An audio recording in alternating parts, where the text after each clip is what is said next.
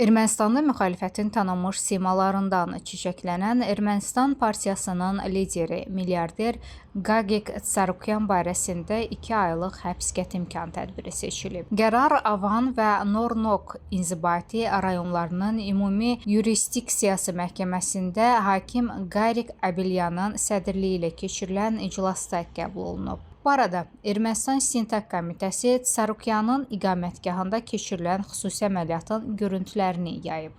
Kadrlarda maskalı xüsusi təyinatların və müstəntiqlərin Yerevan yaxınlığındakı villada saatlarla axtarış apardıqları əks olunub. Əməliyyat zamanı çoxsaylı sənədlər, avtomobillər və istintaq üçün əhəmiyyət kəsb etdiyi bildirilən digər əşyalar götürülüb. Ermənistan mediasının məlumatına görə hadisələr iyulun 6-sında səhər saatlarında başlayıb. Hüquq mühafizə orqanları təkcə Tsarukyanın malikanəsində deyil, ona məxsus multigrup konserninə daxil olan çoxsaylı şirkətlərdə, eləcə də həmin müəssisələrin rəhbərlərinin yaşadıkları ünvanlarda da geniş miqyaslı axtarışlar aparıblar. Axtarışlar başa çatdıqdan sonra Qaqik Tsarukyan saxlanılaraq Ermənistanın İstintaq Komitəsinə aparılıb. Onunla birlikdə daha bir nəfər də saxlanılıb. İstintaq Komitəsinin yaydığı məlumata görə Tsarukyanın təşkilatçılığı ilə 2022-2024-cü illərdə bir qrup şəxs tərəfindən külli miqdarda dələduzluq və